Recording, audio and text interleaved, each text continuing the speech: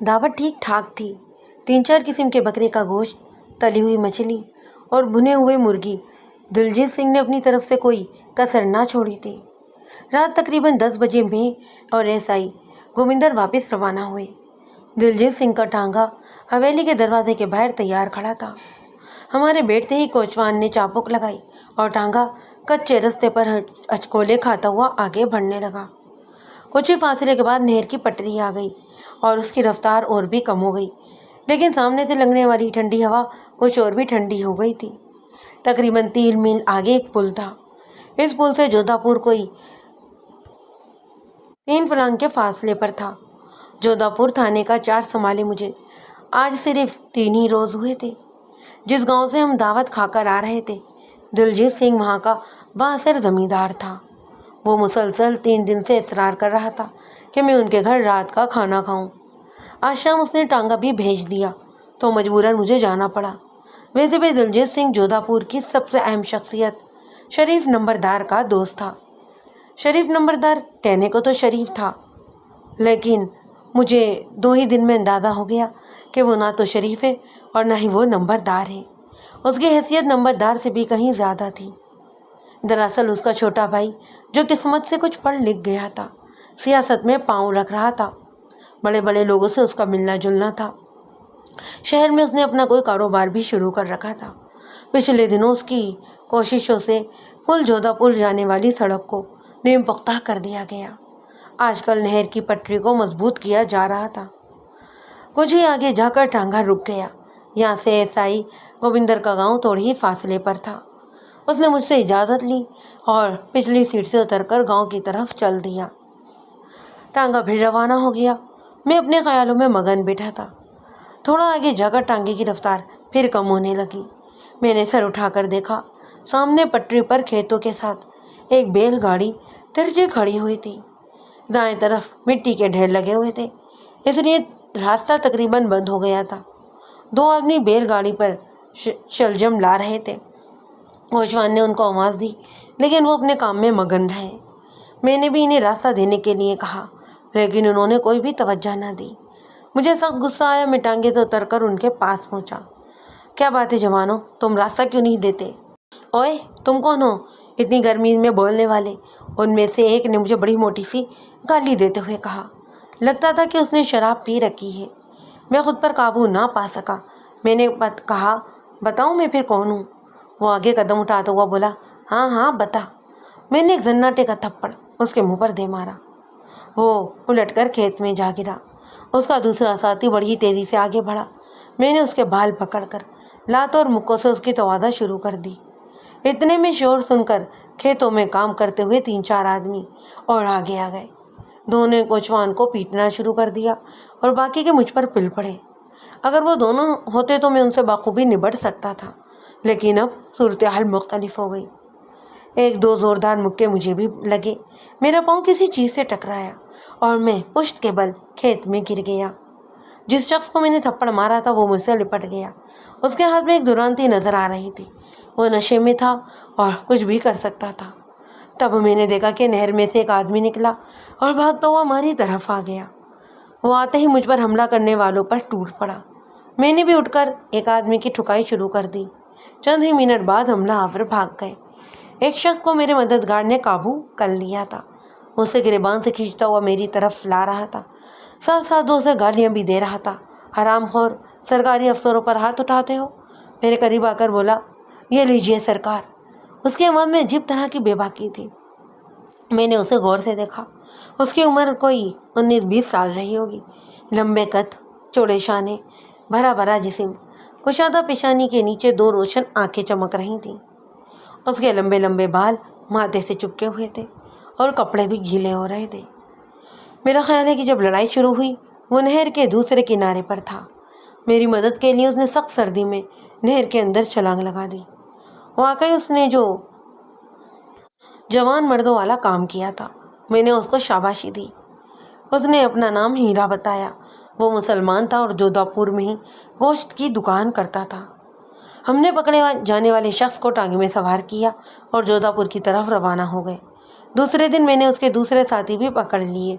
दोपहर तक उनकी अच्छी खासी ठुकाई हुई। दोपहर को नंबरदार शरीफ आ गया। उसने उनकी सिफारिश शुरू कर दी। कहने लगा कि उसके एक रिश्तेदार के मज़ार हैं। गलत फहमी की वजह से ये सब कुछ हुआ है। कुछ को तो अपने किए की सज़ा मिल गई है, बाकी आपकी खिदमत में हाजिर होकर माफ़ी मांग लेते हैं। उसके कहने पर मैंने तमाम अफराद को छोड़ दिया। कोई 2 हफ्ते बाद जोधापुर में एक मेला था।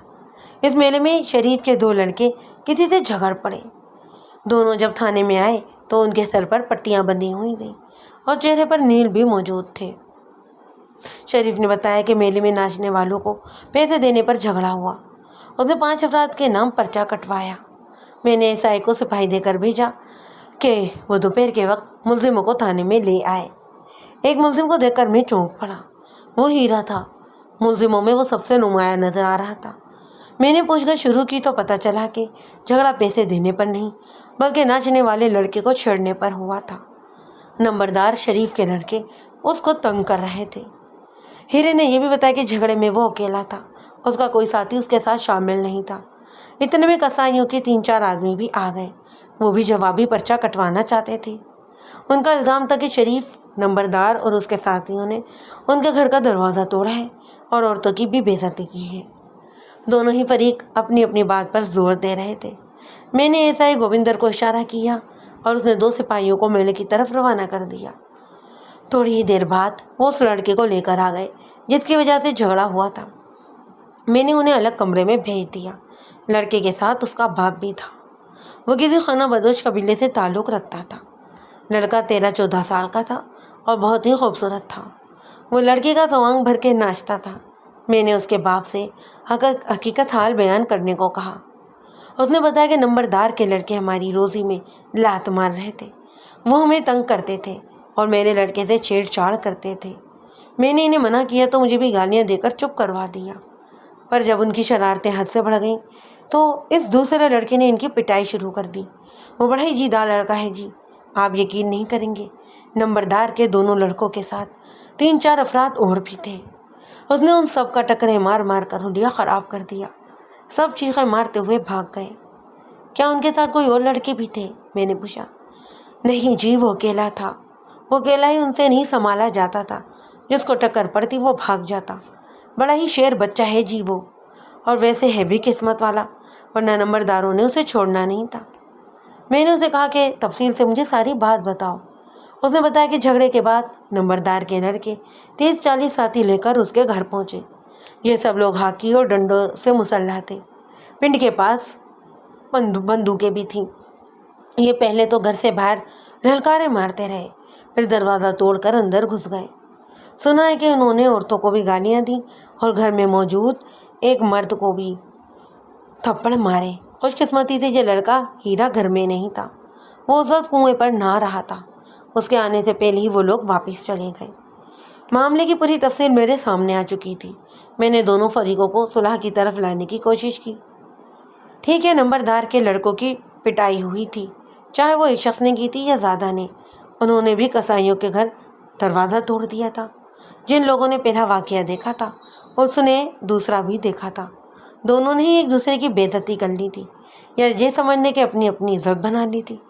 नंबरदार के लड़कों का जुर्म ज़्यादा संगीन था। बहरहाल मैंने दोनों फरीकीन को समझौते पर आमादा कर लिया। अपनी तरफ से दोनों से झगड़ा न करने की ज़मानत लेकर मैंने सबको ही जाने की इजाज़त दे दी। शरीफ नंबरदार कुछ देर मेरे पास बैठा रहा। वो इस फैसले से ज़्यादा खुश नहीं था। सिर्फ 24 घंटे बाद इस सिलसिले का दूसरा वाक़या रूनुमा हो गया। हीरा अगले रोज़ शाम के वक्त फिर मेले में जा पहुंचा। नंबरदार के लड़के भी शायद उसकी ताक में थे। हीरा लोगों के दरमियान खड़ा नाच देख रहा था कि एक पहलवान नुमा शख्स ने पीछे से उसको अपनी गिरफ्त में ले लिया। 2 आदमी सामने से उसके मुंह पर मुक्के मारने लगे। वो शायद उसकी हड्डी पसली बराबर करने का इरादा करके आए थे। वो उसको मार रहे थे और कह रहे थे कि अपनी नाक से लकीरें निकालो। वो कह रहा था कि मुझे छोड़ो तो सही, मैं लकीरें निकालता हूँ। ये सारी बातें मुझे मेरे मुखबिर बिलाल शाह ने बताई थीं। हीरे की छोटी बहन ने ये सारा माजरा देखा तो वो रोती हुई घर को भागी। घर में हीरे के 2 भाई और रिश्तेदार भी मौजूद थे। वो लोग छुरियाँ और कुल्हाड़ियाँ लेकर भागे। उन्होंने नंबरदार के 2 लड़कों और एक मुजारे को पकड़ लिया और हाँकते हुए अपने डेरे पर ले आए। یہاں ایک چوک میں انہوں نے تینوں کو لاٹھیوں سے بری طرح مارا اور ادموا کر کے درختوں سے باندھ دیا تھا۔ نمبردار کے حمایتی بھی بھاگتے ہوئے حویلی میں پہنچے۔ انہوں نے بتایا کہ اگر اس نے جلدی نہ کی تو اس کے دونوں بیٹے قتل ہو جائیں گے۔ نمبردار کے دونوں لڑکے مار کھا کھا کر نڈھال ہو چکے تھے۔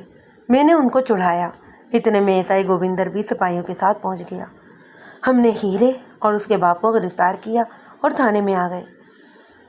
نمبردار کے اثر و رسوخ کو دیکھتے ہوئے اب ہیرے وغیرہ کے خلاف کارروائی کرنا بہت ضروری ہو گئی تھی۔ میں نے پرچہ کاٹ کر باپ بیٹے کو حوالات میں بند کر دیا۔ فرض کی ادائیگی میں کچھ طلب کام بھی کرنا پڑتے ہیں۔ نہ چاہتے ہوئے بھی میں نے عملے کو ہیرے کی ٹھکائی کا حکم دیا۔ بعد ازاں دنگا فساد اور نقص امن کے جرائم میں ہیرا جیل چلا گیا، لیکن سیشن میں اس کی ضمانت ہو گئی اور وہ رہا ہو کر گھر بھی آ گیا۔ دن پر دن گزرتے رہے۔ شریف نمبردار کی ایک جوان لڑکی تھی، اس کا نام رانو تھا۔ ایک دو دفعہ اس کے گھر میں دعوت میں نے اس کو دیکھ رکھا تھا۔ وہ کافی بھولی بھالی تھی اور خوبصورت لڑکی تھی۔ حسن و عشق کے معاملے بھی کچھ عجیب ہوتے ہیں۔ ایسا لگتا ہے جیسے عشق کرنے والے لوگ ذہن سے نہیں دل سے سوچتے ہیں۔ شاید اسی لیے اسی قسم کی گتھیاں سلجھنے میں ذہن ناکام رہتا ہے۔ واقعہ یہ ہوا کہ رانو ہیرے کو دل دے بیٹھی اور چوری چھپے مجھ سے ملنے لگی۔ حیران کن بات یہ ہے کہ جن گھروں میں ہر وقت کسی مخصوص دشمن کے بارے میں بات ہوتی رہتی ہے، ان گھروں میں کوئی ایسا افراد بھی پیدا ہو جاتا ہے جو دشمن کو دوست بنانے پر تل جاتا ہے۔ عجیب فطرت ہوتی ہے بعض لڑکیوں کی بھی، اپنے والدین کو بھی چاہتی ہیں اور بھائیوں پر بھی جان چھلکتی ہیں، لیکن پھر ان کے دشمن کو بھی دل دے بیٹھتی ہیں۔ میرے تجربے میں ایسے کئی واقعات ہیں جن میں کسی لڑکی نے اپنے خاندان کے سب سے بڑے دشمن کو اپنی عزیز ترین ہستی بنا لیا۔ ہاں تو میں یہاں پر بات کر رہا تھا رانو کی۔ ہیرے سے اس کے تعلقات قائم ہو گئے۔ ہمارے مخبر ایسی خبریں سنتے رہتے ہیں۔ بلال شاہ نے جس روز مجھے یہ اطلاع پہنچائی، میں جان گیا کہ اب ہیرے کے دن بہت تھوڑے رہ گئے ہیں۔ چند دن کے اندر حسب دستور یہ خبر پھیلنے لگی۔ مجھ سے ملنے والا ہر تیسرا چوتھا آدمی اس بارے میں بات کرنے لگا۔ ایک روز میرے مخبر نے بتایا کہ چھوٹی عید کے روز صبح سحری کے وقت وہ رفاع حاجت کے نئی کھیتوں کی طرف گیا تو اس نے ایک جگہ رانو اور ہیرے کو دیکھا۔ وہ کھاد کے کھیت کی اوٹ میں کھڑے باتیں کر رہے تھے۔ اسے دیکھ کر وہ ٹھٹک گئے اور مختلف راستوں پر چل دیے۔ پھر وہی ہوا جس کا خطرہ تھا۔ ایک روز شام کو پتہ چلا کہ پل کی دکانوں کے پاس زبردست جھگڑا ہوا ہے۔ دوسرے گاؤں سے رانو کا منگیتر چند آدمیوں کے ساتھ آیا تھا اور اس نے ہیرے کو بری طرح سے پیٹا ہے۔ وہ کھیتوں میں پڑا زندگی کی آخری گھڑیاں گن رہا تھا، لیکن رات گئے پتہ چلا کہ ایسی کوئی بات نہیں۔ ہیرے کو چوٹیں تو لگی ہیں لیکن بہت زیادہ نہیں۔ وہ خود چل کر گھر واپس آ گیا تھا۔ دونوں میں سے کسی فریق نے بھی پولیس سے رجوع نہیں کیا۔ یہ واقعہ میری توقع کے برعکس ہوا۔ میرا خیال تھا کہ اب اگر ہیرا شریف آدمیوں کے ہتھے چڑھ بھی گیا تو وہ اس کے 10-20 ٹکڑے ضرور کر دیں گے، لیکن معاملہ وقتی طور پر بگڑنے سے بچ گیا۔ پھر بھی اس بات کا خطرہ ضرور موجود تھا کہ کسی بھی وقت دوبارہ تصادم ہو سکتا ہے۔ میں نے سوچا کہ کل دونوں پارٹیوں کو بلا کر اس سلسلے میں بات کروں گا، اور اگر ان کے ارادے ٹھیک نظر نہ آئے تو دونوں طرف کے 5-5 اور 10-10 آدمیوں کو اندر کر دوں گا۔ لیکن وہی ہوا جس کا مجھے اندیشہ تھا۔ اسی رات کسی نے رانو کے منگیتر چندو کو گلے پر چھری پھیر کر ہلاک کر دیا۔ صرف ایک دن پہلے اس کا ہیرے سے جھگڑا ہوا تھا۔ کئی لوگوں کے سامنے ہیرے نے چندو کو جان سے مارنے کی بھی دھمکیاں دی تھیں۔ ظاہر ہے ذہن فوری طور پر ہیرے کی طرف جانا تھا۔ قتل کی اطلاع مجھے رات پچھلے پہر اذانوں کو ملی۔ میں فوراً ہی اسی وقت موقع واردات کی طرف روانہ ہو گیا۔ میری واپسی تک ایس آئی گوبندر 3 مختلف جگہوں پر چھاپے مار چکا تھا، لیکن ہیرے کا کوئی پتہ نہ تھا۔ موقع واردات پر قاتل ایک نشانی بھی چھوڑ گیا تھا۔ یہ ایک چاندی کا بڑا سا تعویذ تھا جس میں سرخ رنگ کا دھاگا پڑا ہوا تھا۔ میں فوراً پہچان گیا کہ یہ تعویذ میں نے ہیرے کے گلے میں دیکھا تھا۔ شک کی کوئی گنجائش باقی نہیں تھی۔ اس قتل میں ہیرے کا ہاتھ تھا۔ 3 دن تک ہیرے کا کچھ پتہ ہی نہیں چل سکا۔ تفتیش کے تمام رائج طریقے میں نے آزمائے، مقامی کھوجیوں سے بھی مدد لی، ہیرے کے گھر والوں کو بھی بند کیا، اس کے ملنے والوں سے پوچھ تاچھ کی، پر کچھ فائدہ نہیں ہوا۔ بہرحال یہ کوئی چھوٹا موٹا جرم نہیں تھا کہ پولیس ہمت ہار کر بیٹھ جاتی۔ یہ قتل کا کیس تھا، اور پھر شریف نمبردار کے اثر و رسوخ کو دیکھتے ہوئے قاتل کو جلد از جلد ڈھونڈنا بہت ضروری تھا۔ ہماری کوشش جاری تھی۔ کبھی کبھی میں بھی اس انداز سے سوچتا کہ ہیرے کی زندگی اب برباد ہو گئی تھی. آج نہیں تو کل اسے قانون کے ہتھے چڑھنا ہی تھا. نمبرداروں کی سرکاری درباری میں سنی جاتی تھی. وہ آسانی سے اسے پھانسی دلوا سکتے تھے. مجرم لوگوں سے میرا اس قدر واسطہ رہتا تھا کہ میں بد فطرت لوگوں کو پہلی نظر میں پہچان لیتا تھا. میرے اندر سے آواز آتی تھی کہ ہیرا بد فطرت نہیں تھا، وہ صرف جیدار تھا، یا آپ یوں کہہ لیں کہ وہ ہت چھٹ تھا. اگر اسے اچھے حالات طے ہوتے تو وہ ایک کامیاب زندگی گزار رہا ہوتا، پر اس غریب کو اچھے حالات نہیں ملے تھے. بہرحال اب وقت گزر چکا تھا. اب وہ ایک مفرور قاتل تھا اور مجھے اس کو گرفتار کرنا تھا. اس روز میں تھانے میں بیٹا ایک عدم پتہ مقدمے کی فائل دیکھ رہا تھا کہ منشی نے آ کر بتایا ایک عورت آپ سے ملنا چاہتی ہے. میں نے اسے اندر بھیجنے کو کہا. وہ ایک بوڑھی سی عورت تھی. اس نے میلے کچیلے کپڑے پہن رکھے تھے. آتے کے ساتھ ہی وہ میری کرسی کے پاس بیٹھ گئی. اس نے بتایا کہ وہ چودھری صاحب کے گھر سے آئی ہے. اتنی دیر میں اسے پہچان چکا تھا. وہ شریف نمبردار کے یہاں شاید برتن وغیرہ مانجتی تھی. میں نے ایک دو دفعہ اسے نمبردار کی حویلی میں بھی دیکھا تھا. کہو مائی کیا بات ہے؟ میں نے اسے حوصلہ دیتے ہوئے کہا. وہ خاصی ڈری ہوئی دکھائی دے رہی تھی. اس نے کہا مجھے رانو بی بی نے آپ کے پاس بھیجا ہے، اس بات کا کسی کو پتہ نہ چلے. میں نے اسے ڈانٹتے ہوئے کہا جو بھی کہنا ہے صاف صاف کہو، وقت ضائع نہ کرو. وہ کچھ دیر تک تو رانو کی تعریفیں کرتی رہی، پھر بولی وہ ہیرا تو خود ہی اس کے پیچھے پڑ گیا تھا. رانو تو ماں باپ کی عزت پر مر مٹنے والی لڑکی ہے جی. اگر پہلے اس کے دل میں ہیرے کے لیے کوئی جگہ تھی بھی تو اب نہیں رہی. جس روز چندو سے اس کا جھگڑا ہوا میں نے خود اسے ہیرے کو برا بھلا کہتے ہوئے سنا تھا. اتنا کہہ کر میں کچھ دیر خاموش رہی، پھر بولی لیکن رانو کا خیال ہے جی کہ چندو کو ہیرے نے قتل نہیں کیا. وہ کہتی ہے کہ میں چپ رہ کر کسی بے گناہ کو پھانسی پر چڑھتا ہوا نہیں دیکھنا چاہتی. ٹھیک ہے ہیرا برا ہے، اس کے خاندان کا دشمن بھی ہے، لیکن یہ قتل اس نے نہیں کیا. میں نے پوچھا یہ بات وہ کس طرح کہہ سکتی ہے؟ مائی بولی چودھری جی وہ کہتی ہے کہ ہیرے کا جو تعویذ آپ کو قتل کی جگہ سے ملا ہے وہ قتل کی رات ہیرے کے گلے میں نہیں تھا. اس شام ہیرا رانو سے ملا تھا. رانو نے ہیرے سے تعویذ کے بارے میں بھی پوچھا تھا. اس نے کہا تھا کہ وہ لڑائی میں کہیں گر گیا ہے. رانو کو یہ بات یاد رہ گئی تھی. وہ اب تک اس بات کو چھپانے کی کوشش بھی کرتی رہی، لیکن اس کے دل پر بڑا ہی بوجھ تھا. مائی کی بات سے یہ اشارہ صاف طور پر ملتا تھا کہ ہیرے کو جان بوجھ کر اس قتل میں پھنسانے کی کوشش کی گئی ہے.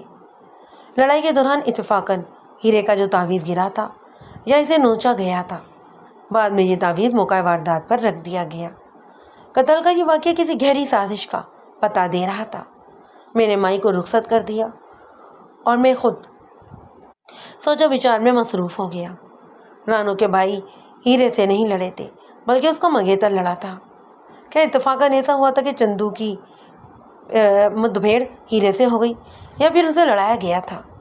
پھر مجھے یہ بات بھی یاد آئی کہ غیر متوقع طور پر پل پر ہونے والی لڑائی میں ہیرے کو قتل نہیں کیا گیا. بات صرف لڑائی مار پیٹ تک ہی محدود رہی. کیا اس جھگڑے کو بعد میں ہونے والے قتل کی بنیاد بنانے کی کوشش کی گئی تھی؟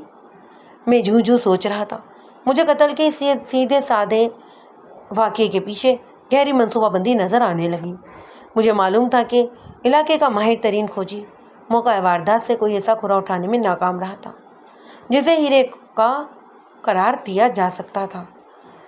ایک بات بہت صاف تھی کہ کھرا ایک ایسے شخص کا ملا تھا جو ایک پاؤں دبا کر چلتا تھا. جودھا پور میں صرف دو ایسے آدمی تھے جو لنگڑا کر چلتے تھے، ایک موچی تھا اور دوسرا ایک مزارہ.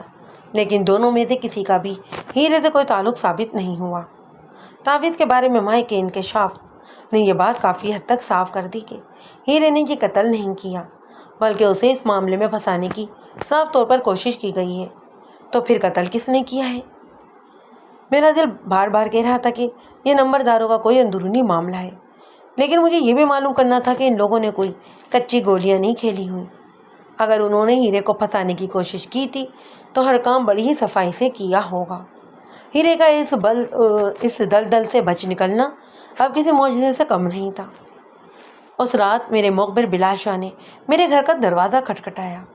اس نے بتایا کہ ہیرا یہاں سے 7 میل دور ایک گاؤں میں موجود ہے. میں نے اسی وقت گھوڑے پر اور بلال شاہ کو ساتھ لے کر اس گاؤں کی طرف روانہ ہو گیا. میں نے کسی بھی تیسرے شخص کو ساتھ نہیں لیا. उस गांव के करीब पहुंचकर बिलाल शाह ने अपना घोड़ा खेतों की तरफ मोड़ दिया। दूर खेतों के दरमियान नीची छत वाले कुछ कच्चे कमरे भी नजर आ रहे थे। शायद उनको मवेशी बांधने के लिए इस्तेमाल किया जाता था, लेकिन अब वो बेआबाद थे। बारिशों की वजह से कुछ कमरों की छतें भी गिर चुकी थीं। बिलाल शाह ने उंगली के इशारे से बताया कि हीरा यहीं एक कमरे में मौजूद है। वो हैरान हो रहा था कि मैंने अपने साथ छापामार पार्टी क्यों नहीं ली। मैंने उसे वहीं खड़े रहने का इशारा किया, फिर खेतों के दरमियान चलता हुआ मकान के करीब पहुंचा। पिस्तौल मेरे हाथ में था। मैंने हीरे को आवाज़ दी। तीसरी आवाज़ पर उसने मुझे जवाब दिया। मैंने कहा, हीरे, मैं तुमसे बात करना चाहता हूँ, बाहर आओ। उसने जवाब दिया, चौधरी साहब, मेरे हाथ में बंदूक है, आप कदम आगे ना बढ़ाएं। मैं अपनी जगह पर खड़ा रहा। मैंने कहा, हीरे, मैं इस वक्त अकेला हूँ और खाली हाथ भी हूँ। वो बोला, आप खिड़की के पास आ जाएं, मैं आपकी बात सुन रहा हूँ। वो आहिस्ता आहिस्ता कदम बढ़ाता हुआ खिड़की के पास में जा खड़ा हुआ। मैं जानता था कि इस वक्त वो खौफजदा है और उसके फरार होने की वजह भी यही है कि थोड़ी देर बाद मैं उसे एतमाद में लेने में कामयाब भी हो गया। वो राइफल लटकाए हुए कमरे से बाहर निकल आया। उसकी दाढ़ी बढ़ी हुई थी, आंखें सुर्ख हो रही थीं। मैंने उसे कहा, देखो बच्चे, कितने भी भाग लो, फांसी के फंदे से बच नहीं सकोगे। तुम इस केस में बुरी तरह फंसे हुए हो। मैं तुम्हारे सामने खाली हाथ खड़ा हूँ, इसका मतलब है मैं तुम्हारा हमदर्द हूँ। मुझे बताओ कि इस कत्ल में तुम्हारा कितना हाथ है। वो रुंधी हुई आवाज़ में बोला, चौधरी साहब, मेरा इस कत्ल में कोई भी हाथ नहीं है। मैंने कहा, देखो, हम पुलिस वाले किसी पर रहम नहीं किया करते, और कत्ल के मुलजिम पर तो रहम करना बहुत ही दूर की बात है। लेकिन मैं तुम्हें एक मौका देना चाहता हूँ, तुम यहाँ से निकल जाओ। तुम्हारी उम्र बहुत छोटी है, लेकिन तुम्हारे दुश्मनों के हाथ बहुत लंबे हैं, वो तुम्हें भी किसी भी सूरत अब जीने नहीं देंगे। वो मेरी बात को समझ रहा था। उसने कहा, चौधरी साहब, यह मेरा सब कुछ है। मैंने ठोस लहजे में कहा, ज़िंदगी चाहते हो तो सब कुछ छोड़ना ही पड़ेगा, माँ बाप, घर बार, प्यार, मोहब्बत, सब कुछ। सिर्फ अकेली जान लेकर तुमको यहाँ से जाना होगा, और कुछ भी हो जाए वापसी नहीं होगी। बोलो, मंजूर है? उसने कहा, लेकिन मेरे पिछलों पर कोई मुसीबत आई तो? मैंने कहा, मैं कोई वादा तो नहीं करता, लेकिन जब तक यहाँ पर हूँ उनकी हिफाजत करने की कोशिश करूँगा। वो कुछ देर तो गुमसुम खड़ा रहा, फिर बोला, ठीक है चौधरी साहब। मैंने बंदूक उससे ले ली। वो मुझे सलाम करके अंधेरे में रूपोश हो गया। मैं थोड़ी देर वहाँ पर खड़ा रहा, फिर घोड़ों की तरफ वापस चला गया। बिलाल शाह बिल्कुल ख़ास आदमी था, मुझे उसकी तरफ से कोई फिक्र ही नहीं थी। मैंने उसे सारी बात समझा दी। दूसरे रोज़ मैंने हीरे के भाव को बुलाकर उसे सारी तफसील बताई, और ख़ास तौर पर ताकीद भी की कि किसी को, हत्ता कि अपनी बीवी को भी, इस बारे में कुछ ना बताना। अब सवाल पैदा ये होता था कि असल कातिल है कौन। नंबरदार के अपने घराने पर मुझे सबसे ज़्यादा शक था। महसूस होता था कि चंदू को कत्ल करने वालों ने दोहरी चाल चली है। एक तरफ तो उन्होंने अपने दुश्मन के किस्सा तमाम तर कर दिया था, और दूसरी तरफ हीरे को फांसी के फंदे तक भी पहुंचा दिया था। मज़ीद मालूमात के लिए मैंने शरीफ नंबरदार के घर काम करने वाली माई से रुजू किया। वो काफ़ी भरोसे की औरत मालूम होती थी। एक रात खुफिया तौर पर मैंने उसे थाने बुला भेजा। मैंने उसे कहा कि वो नंबरदार की बेटी से कुछ और बातें मालूम करने की कोशिश करे। दूसरे दिन रात के वक्त बुढ़िया फिर मेरे पास आई। उसने बताया कि रानू की बातों से साफ जाहिर होता है कि उसके बाप या भाइयों वगैरह में से किसी ने चंदू को कत्ल नहीं किया। चंदू शरीफ नंबरदार के एक बचपन के यार का बेटा था। बहुत पहले उसके बाप ने रानू का हाथ मांग लिया। शुरू में वो काफ़ी पैसे वाले थे, लेकिन फिर मुकदमे में उनकी सारी ज़मीनें बिक गईं और चंदू का बाप जेल में चला गया। उसकी माँ और 2 भाई भी वबाई बीमारी में मर गए। अब वो अकेला था। रानू का कहना है कि वो सोच भी नहीं सकती कि चंदू को उसके बाप या फिर भाइयों ने मरवाया होगा। चंद रोज़ बाद मैंने खुद भी शरीफ नंबरदार उसके बेटों से गैर महसूस तौर पर पूछताछ की। मुझे भी ये अंदाज़ा हुआ कि कम से कम शरीफ नंबरदार का तो इस कत्ल में कोई हाथ नहीं, लेकिन मुझे एक अंदाज़ा ये भी हुआ कि वो इस कत्ल के बारे में कुछ न कुछ जानता ज़रूर है। बहरहाल मैंने उससे ऐसा कोई सवाल नहीं किया जिसके उसके जहन में ख्याल पैदा होता कि मैं उस पर शक कर रहा हूँ। शरीफ नंबरदार का घराना बराबर मुझ पर जोर दे रहा था कि मैं कातिल को जल्द अज जल्द ढूंढने की कोशिश करूँ। उनका इशारा जाहिर है कि हीरे की तरफ था। मैंने उन्हें यकीन दिलाया कि मैं कातिल को ढूंढने में कोई कसर नहीं उठा रखूँगा। कोई 3 हफ्ते बाद कसाईयों और नंबरदारों में फिर लड़ाई हो गई। इस दफ़ा कसूर सरासर नंबरदार के घराने का था। छोटे बच्चों की लड़ाई का बहाना बनाकर نمبردار اور اس کے حواریوں نے کسائیوں کے گھر پر دھاوا بول دیا۔ انہوں نے ہیرے کے چھوٹے بھائی کو بڑی بے دردی سے مارا، اسے گھسیٹتے ہوئے کھیتوں میں لے گئے اور لاٹھیاں مار مار کر اس کو بے ہوش کر کے پھینک دیا۔ یہ ایک نہایت سنگین واردات تھی۔ میں نے کسی کی طرفداری کی کوشش نہیں کی، صرف انصاف کے تقاضے پورے کیے۔ لیکن اس پر بھی شریف نمبردار آگ بگولا ہو گیا۔ بعد میں کچھ لوگوں کی زبانی پتہ چلا کہ وہ مجھ پر کسائیوں کی طرفداری کا الزام لگا رہا ہے۔ دوسرے روز ہی بڑی بڑی سفارشیں آ گئیں۔ میں نے نمبردار کے دونوں بیٹوں کو چھوڑ دیا۔ نمبردار سے اب پہلے والے تعلقات نہیں رہے تھے، لیکن پھر بھی اس میں اتنی ہمت نہیں تھی کہ کھل کر میری مخالفت کرتا۔ وہ میرے بارے میں اچھی طرح جانتا تھا۔ شاید میری جگہ کوئی دوسرا اور افسر ہوتا تو وہ راتوں رات اس کا تبادلہ بھی کروا دیتا۔ چند دن اور گزر گئے۔ مجھے خطرہ تھا کہ اپنے بھائی کے ساتھ ہونے والی زیادتی کا سن کر ہیرا کہیں طیش میں نہ جائے۔ اس کی واپسی بہت سے ہنگاموں کی بنیاد ثابت ہو سکتی تھی، لیکن 8-10 دن گزرنے کے بعد مجھے اطمینان ہو گیا کہ یا تو اسے اس واقعے کی خبر ہی نہیں ہوئی یا اس نے وعدہ نبھانے کے لیے خود پر ضبط کر لیا ہے۔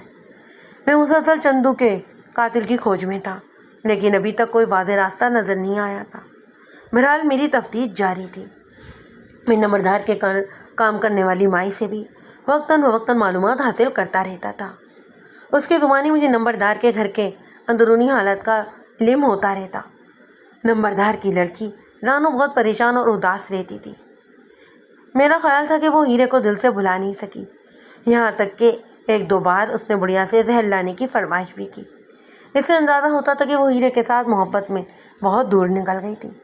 میرا اندازہ تھا کہ اب نمبردار جلد ہی اس کی شادی بھی کر دے گا۔ حسب توقع چند ہی روز بعد پتہ چلا کہ نمبردار اپنی لڑکی کی بڑی دھوم دھام سے شادی کر رہا ہے۔ ایک دفعہ میرے دل میں خیال بھی آیا اور میرا ذہن ہیرے کی طرف بھی چلا گیا۔ اگر شادی کے موقع پر اس نے گڑبڑ کی کوشش کی تو کوئی نہایت سنگین واقعہ رونما ہو سکتا تھا۔ میں نے شریف نمبردار سے ملاقات کی اور اسے اشارے کنائے میں اس خطرے سے آگاہ بھی کیا۔ اسے اپنے چیلے چاٹوں پر بے انتہا بھروسہ تھا۔ اس نے مغرور انداز میں کہا، چودھری صاحب، اگر اس کی ہوا بھی اس طرف آئی تو واپس نہیں جائے گی۔ اب شادی کی تیاریاں زور و شور سے ہو رہی تھیں۔ نمبردار نے رانو کا رشتہ چھوٹے بھائی کی طرف کیا تھا۔ اسی بھائی کا میں نے شروع میں ذکر کیا ہے۔ اس کا نام نذیر تھا، لیکن شہر میں یہ شخص کاروبار کرتا تھا اور سیاست میں قدم رکھ چکا تھا، اور اب وہ وہاں جا کر میاں نذیر بن گیا تھا۔ عام طور پر اسے میاں صاحب کہا جاتا۔ میاں صاحب سے میری ملاقات شادی سے 1 روز پہلے ہوئی۔ وہ انتظامات کا جائزہ لینے کے لیے گاؤں آیا ہوا تھا۔ اس کے سر پر اور توند کے اوپر شیروانی کسی ہوئی تھی۔ بات چیت میں وہ بڑا نرم خو اور بااخلاق دکھائی دیتا، لیکن اس کی چھوٹی چھوٹی آنکھوں میں مکاری کی چمک تھی۔ میں اسے لوگوں کو اچھی طرح پہچانتا ہوں۔ یہ لوگ اپنے فائدے کے لیے ہر کام کر گزرتے ہیں۔ دوسرے دن بارات آئی۔ میں نے اپنے چند آدمیوں کو سفید کپڑوں میں گاؤں کے ارد گرد کھڑا کر دیا۔ میں ہیرے کو کسی بھی قسم کا موقع نہیں دینا چاہتا تھا۔ دوپہر 1 بجے کے قریب بارات آ گئی۔ بڑی گرم جوشی سے استقبال کیا گیا۔ بارات کے تقریباً آدھے گھنٹے تک ہوائی فائرنگ ہوتے رہے۔ دلہا کے دوستوں میں مجھے چند بدمعاش افراد بھی نظر آئے۔ ایک شخص کو تو میں بڑی اچھی طرح جانتا تھا۔ وہ قتل اور ڈکیتی کے مقدموں میں ملوث تھا۔ میرے ذہن میں کئی بار خیال سر اٹھانے لگا، رانو کا خاوند مجھے شریف آدمی دکھائی نہیں دیتا تھا۔ کہیں ایسا تو نہیں کہ چندو کے قتل میں اس کا ہاتھ ہو؟ میں جوں جوں سوچتا گیا ذہن کی گنہیں بھی کھلتی چلی گئیں۔ میاں محمد نذیر ایک شاعر اور چال باز شخص تھا۔ وہ رانو کی بہت بڑی جائیداد کے لالچ میں اسے اپنی بہو بنانا چاہتا تھا، لیکن اس کے راستے میں چندو سب سے بڑی رکاوٹ تھی۔ دوسری طرف ہیرا بھی اس کو پریشان کر رہا تھا۔ اس نے ایک تیر سے 2 شکار کیے، چندو کو مار کر ہیرے کو قاتل بنا دیا۔ بعد میں شریف نمبردار کو اس حقیقت کا پتہ چلا ہوگا، لیکن وہ خود بھی رانو کا ہاتھ چندو کے ہاتھ دینے میں اب گھبراہٹ کا شکار تھا۔ چندو ان کے خاندان کی برابری نہیں کرتا تھا۔ اس قتل سے اس کا راستہ خود بخود صاف ہو گیا۔ اس نے چندو کے قتل کو بھول کر اپنی بیٹی کا ہاتھ بھتیجے کے ہاتھ میں دینے کا فیصلہ کر لیا تھا۔ بارات حویلی کے دروازے کے سامنے پہنچی۔ دلہا گھوڑے سمیت حویلی کے ہاتھے میں داخل ہو گیا۔ تمام لوگ اپنی اپنی جگہوں پر بیٹھ گئے۔ بارات میں کئی ایک سرکاری عہدیدار والے بھی نظر آ رہے تھے۔ میں عجیب شجوع میں مبتلا تھا، کچھ سمجھ ہی نہیں آ رہی تھی۔ میرے اندر سے آواز آ رہی تھی کہ رانو کا ہونے والا خاوند چند روز کے قتل میں ملوث ہے، لیکن بغیر مناسب تیاری اور شہادتوں کے ایسے نازک وقت میں کوئی قدم اٹھانا سراسر حماقت تھی۔ تھوڑی دیر بعد نکاح کی رسم ہو گئی۔ تمام ہی لوگ کھانا کھانے کے لیے حویلی کے دوسرے حصے کی طرف بڑھے۔ میں نے دلہا کی طرف دیکھا اور میرا شک مزید پختہ سے یقین ہوتا چلا گیا۔ چند روز کا دلہا ہی قاتل تھا، وہ بھی لنگڑا کر چل رہا تھا۔ بارات کو رات گاؤں میں ہی رہنا تھا۔ مجھے ہیرے کی طرف سے بھی خطرہ تھا۔ اس رات میں نے تھانے کی تمام نفری گاؤں کو آنے والے راستوں پر لگا دی اور میں خود بھی رات کے 11 بجے تک اس صورتحال کا جائزہ لیتا رہا۔ بہرحال رات بھی خیریت سے گزر گئی۔ دوسرے روز بارات دلہن کو لے کر شہر واپس چلی گئی۔ مجھے خوشی تھی کہ چاہے کچھ بھی ہوا ہو، ہیرے نے مجھ سے کیا ہوا وعدہ نبھایا اور کوئی ایسی ویسی حرکت نہیں کی۔ دن گزرتے چلے گئے اور میری بے چینی بھی بڑھتی چلی گئی۔ انگریز کا زمانہ تھا اور میرے تھانے میں قتل ہوا تھا۔ ابھی تک ملزم گرفتار بھی نہیں ہوئے تھے۔ یہ بات میرے لیے خطرے کا باعث تھی۔ انگریز اس معاملے میں بہت سخت تھا اور کوئی بہانہ سننے کے لیے تیار بھی نہیں ہوتا تھا۔ میں نے خفیہ طور پر ثبوت اور گواہیاں ڈھونڈنے کا کام جاری رکھا۔ مجھے جان کر یہ حیرت ہوئی کہ نمبردار کی برادری میں کئی لوگ ایسے تھے جو جانتے تھے کہ چندو کو خود نمبرداروں نے ہی قتل کروایا ہے، لیکن اس کے باوجود وہ زبان کھولنے کی ہمت نہیں رکھتے تھے۔ مجھے ایک جگہ سے اس بات کا ثبوت بھی مل گیا کہ رانو کا خاوند الطاف ہے، جسے کئی لوگ چھوٹے میاں صاحب بھی کہتے تھے۔ رانو کے منگیتر چندو سے ملا تھا۔ اس نے چندو کو ہیرے کے خلاف بھڑکا کر ان دونوں کو لڑوایا بھی تھا۔ دونوں میں سے کوئی بھی مر جاتا اس کا ہی فائدہ تھا، لیکن شاید یہ بات چندو بھی کسی حد تک سمجھ گیا تھا۔ حالانکہ پل پر ہونے والی لڑائی میں اس کے ساتھ الطاف کے کئی آدمی تھے، لیکن اس نے ہیرے کو جان سے مارنے کی کوشش نہیں کی تھی۔ الطاف نے تو سارا پروگرام پہلے ہی بنا رکھا تھا۔ جب یہ داؤ بیکار ہو گیا تو اس نے چندو کو قتل کر دیا اور اس قتل میں ہیرے کو پھنسا دیا۔ میں نے اس کیس پر کافی محنت کی اور مجھے پوری امید تھی کہ مجرم کو واقعی اب سزا بھی ملے گی۔ میں اپنا فرض ادا کر رہا تھا اور میرے جاننے والوں کو پتہ ہے کہ میں نے فرض نبھاتے ہوئے کبھی خدشوں کو دل میں جگہ نہیں دی۔ ایک روز میں چند سپاہیوں کے ساتھ امرتسر آ گیا۔ مقامی تھانے دار سے مل کر ہم نے چھاپا مارا اور الطاف کو اس کے گھر سے گرفتار کر لیا۔ تفتیش میں پہلے ہی مکمل کر چکا تھا۔ 48 گھنٹے کے اندر اندر میں نے چالان مکمل کر کے عدالت میں پیش کر دیا۔ میرے کندھوں کا بوجھ ہلکا ہو چکا تھا۔ ابا کی ذمہ داری عدالت کی تھی کہ وہ مجرم کو چھوڑتی یا سزا دیتی۔ مجھے حیرت ہوئی جب پہلی ہی پیشی میں الطاف کی ضمانت ہو گئی۔ نمبردار اور اس کے حواری اب کھل کر میری مخالفت کرنے لگے تھے۔ میرا خیال تھا کہ وہ میرے تبادلے کی کوشش کریں گے، لیکن انہوں نے اس سے بھی لمبا ہاتھ مارا۔ انہوں نے مجھ پر الزام لگایا کہ میں نے رشوت لے کر دانستہ طور پر اصل قاتل ہیرے کو بھگایا تھا۔ میرے ہی تھانے میں میرے خلاف پرچہ درج ہوا۔ ابتدائی تفتیش کے بعد کیس عدالت میں چلا گیا۔ وہ میرے خلاف کوئی بھی ٹھوس ثبوت یا گواہی پیش نہیں کر سکے تھے۔ میرا ریکارڈ، میرا کام اعلیٰ افسروں کے سامنے تھا۔ دوسری پیشی میں مجھے اس الزام سے بری کر دیا گیا۔ شریف نمبردار اور اس کا بھائی زخمی سانپ کی طرح مل کھا کر رہ گئے۔ کچھ دن کے لیے یہ معاملہ ٹھنڈا پڑ گیا، لیکن نمبرداروں کی دشمنی اب چھپائی نہیں چھپتی تھی۔ وہ ایک بار پھر کسائیوں کی طرف متوجہ ہو گئے۔ جودھا پور میں کسائیوں کے 4 گھر تھے۔ 2 گھر تو خوفزدہ ہو کر قصبے سے چلے گئے۔ اب صرف ہیرے کا باپ اور اس کا بھائی رہ گئے تھے۔ پہلے تو انہوں نے ہیرے کے چچا کو چوری کے ایک جھوٹے مقدمے میں پھنسایا۔ اس کے بعد ہیرے کے باپ سے اس کی دکان چھڑوا دی۔ اس کی دست درازیاں روز بروز بڑھتی ہی جا رہی تھیں۔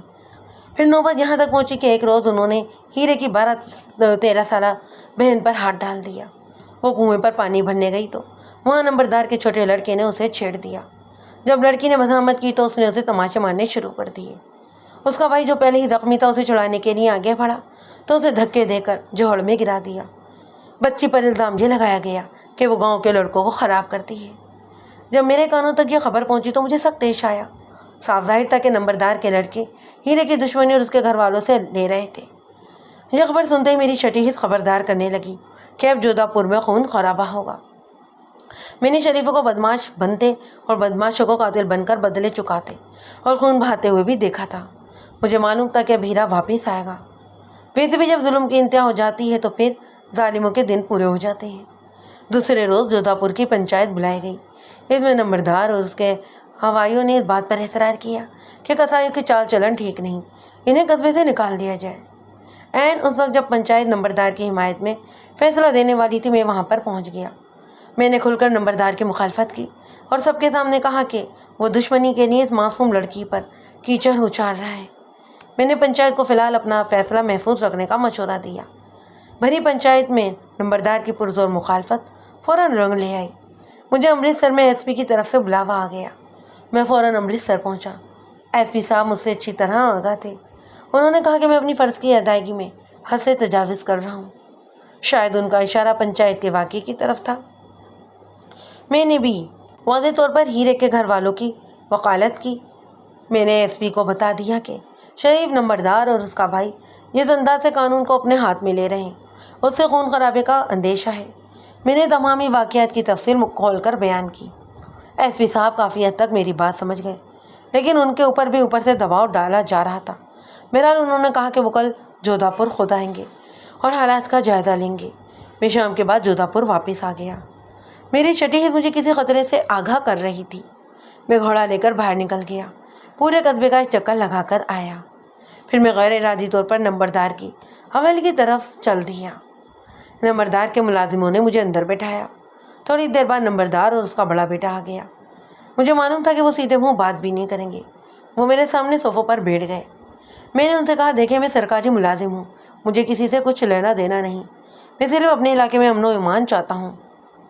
آپ یہ بات اپنے دل سے نکال دیں کہ میں آپ سے کوئی ذاتی دشمنی رکھتا ہوں۔ نمبردار کا بیٹا تنک کر بولا، چودھری صاحب آپ مطلب کی بات کریں، ہمیں معلوم ہے کہ کون ہمارا دوست ہے اور کون دشمن۔ شاید اس کا خیال تھا کہ مجھے امرتسر سے جو بلاوا آیا تھا اس کے نتیجے میں معافی مانگنے یا پھر صلح کرنے آیا ہوں۔ میں نے نمبردار سے مخاطب ہو کر کہا، میں جانتا ہوں کہ آپ لوگ ہوشیار ہیں، اگر آپ کہیں تو میں حویلی کی حفاظت کے لیے کچھ آدمی بھیج دیتا ہوں۔ شریف نمبردار نے غصے سے کہا، چودھری صاحب ہماری حویلی آپ کے آدمیوں کی محتاج نہیں، ہم اپنی حفاظت خود کر سکتے ہیں۔ آپ ہمیں ہمیشہ اس قصائی کے لونڈے سے ڈرانے کی کوشش کرتے ہیں، شاید ابھی تک آپ کو ہماری طاقت کا اندازہ نہیں ہوا۔ اس کے لہجے پر میرا خون کھول اٹھا، لیکن میں خاموش رہا۔ تھوڑی دیر بیٹھ کر میں واپس لوٹ آیا۔ اس رات میں تھانے میں ہی رہا۔ احتیاطاً میں نے کچھ سفید کپڑوں میں سپاہی ادھر ڈیوٹی پر لگا دیے۔ رات کافی دیر تک ان کی آنکھ نہ لگی۔ تقریباً آدھی رات کے وقت ابھی ذرا سویا ہی تھا کہ ہڑبڑا کر جاگ اٹھا۔ دو سپاہی میرے سرانے کھڑے تھے۔ میں ان کو کچھ کہنے سے پہلے ہی سارا معاملہ سمجھ گیا۔ میں نے قریب رکھی ٹارچ اٹھائی، فوراً وردی پہنی اور ان کے ساتھ باہر کو لپکا۔ گاؤں سے بھاگو دوڑوں کی آوازیں آ رہی تھیں۔ میں نے دیکھا کہ نمبردار کی حویلی سے آگ کے شعلے بلند ہو رہے تھے۔ ابھی ہم تھوڑی دور گئے تھے کہ اچانک ہی میرا مخبر بلال شاہ بھی مجھ سے ٹکرا گیا۔ وہ سخت گھبرایا ہوا تھا۔ اس نے کہا، چودھری صاحب ہیرے نے شریف نمبردار اور اس کے دونوں لڑکوں کو قتل کر دیا ہے اور حویلی کو بھی آگ لگا کر بھاگ گیا ہے۔ میں نے چند لمحے کے لیے سوچا، ذرا سی تاخیر مجرم کو قانون کی گرفت سے بہت دور لے جا سکتی تھی۔ میں نے اسی وقت گھوڑے پر زین ڈالی، بلال شاہ کے علاوہ 3 سپاہیوں کو ساتھ لیا اور مجرم کے تعاقب میں روانہ ہو گیا۔ قصبے سے باہر نمبردار کے آدمی گھبراہٹ کے عالم میں گھوڑے دوڑاتے پھر رہے تھے، لیکن ہیرا ان کی پہنچ سے دور جا چکا تھا۔ ان میں سے کوئی نہیں جانتا تھا، لیکن مجھے معلوم تھا کہ وہ کس طرف گیا ہوگا۔ میرا رخ شہر کی طرف تھا۔ امرتسر وہاں سے کوئی 10 کوس کے فاصلے پر تھا۔ سر پر گھوڑا دوڑاتے ہوئے میں 1 گھنٹے میں شہر پہنچ گئے۔ ایک بڑی کوٹھی کے سامنے ہم گھوڑوں سے اترے۔ گیٹ پر میاں محمد نذیر اور میاں محمد الطاف کے نام لکھے نظر آ رہے تھے۔ الطاف کو پکڑنے کے سلسلے میں ایک دفعہ پہلے بھی میں یہاں پر آ چکا تھا۔ ہم نے گیٹ کو کھٹکھٹایا، لیکن کوئی گیٹ کھولنے نہیں آیا۔ تب میں نے دیوار کے اوپر سے دیکھا، بڑی بڑی مونچھوں والا ایک موٹا سا شخص جو شاید اس کوٹھی کا چوکی دار تھا، دیوار کے ساتھ ٹیک لگائے کرا رہا تھا۔ اس نے اپنا پیٹ دونوں ہاتھوں میں تھاما ہوا تھا۔ میں نے اوپر بالکونی سے بھی کسی شخص کو بھاگتے ہوئے دیکھا۔ میں نے ایک سپاہی کو دیوار پھاندنے کا حکم دیا۔ اس نے اندر داخل ہو کر دروازہ کھول دیا۔ ہم بھاگتے ہوئے عمارت کے اندر پہنچے۔ اس وقت اوپر کی منزل سے دھماکہ چوکڑی کی آوازیں آئیں۔ ہم سیڑھیاں چڑھ کر اوپر کی منزل پر جا پہنچے۔ سیڑھیوں کے پاس ہی رانو سکتے کے عالم میں کھڑی تھی۔ اس کا سسر نذیر ہیرے کے نیچے دبا ہوا چلا رہا تھا۔ اس کی بندوق تھوڑی ہی دور پڑی تھی۔ ہیرے کے ہاتھ میں خنجر تھا۔ میں نے ہیرے کو للکارا۔ اس نے جھٹکے سے گردن گھما کر میری طرف دیکھا۔ میں نے پستول سے اس کے سر کا نشانہ لے لیا تھا۔ خنجر پھینک دو ہیرے، میں نے گرجدار آواز میں کہا۔ ہیرا رانو کے سر کو چھوڑ کر کھڑا ہو گیا۔ وہ بھی اپنی توند ہلاتا ہوا بھاگا اور ہماری آڑ میں ہو گیا۔ ہیرا الٹے پاؤں آہستہ آہستہ بالکنی کی طرف بڑھ رہا تھا۔ میں نے پستول کو ہلاتے ہوئے کہا، ہیرے قدم بھی ہلے تو گولی مار دوں گا۔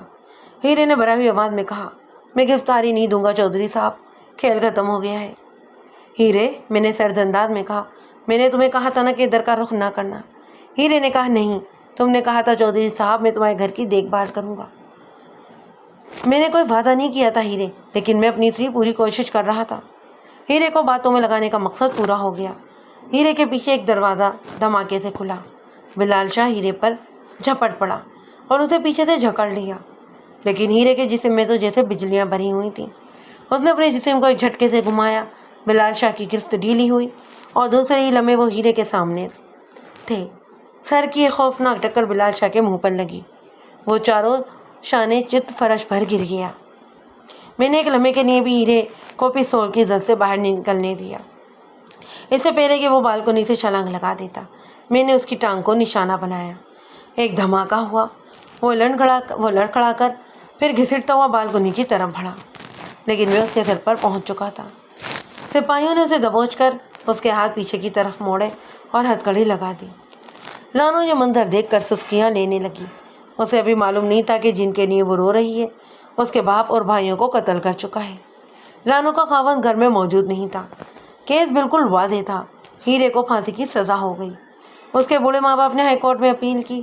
دوسری طرف رانو کا سسر میاں نذیر مقدمے کی بھرپور پیروی کر رہا تھا اور ہیرے کے بچنے کا کوئی امکان ہی نہیں تھا۔ میرا تبادلہ دوسری جگہ ہو چکا تھا، لیکن جودھا پور کے بارے میں مجھے خبریں ملتی رہتی تھیں۔ رانو کا خاوند عیاش فطرت کا مالک تھا، وہ گھر میں کم ہی آتا تھا۔ اس کی راتیں عموماً بازار اصول میں گزرتیں۔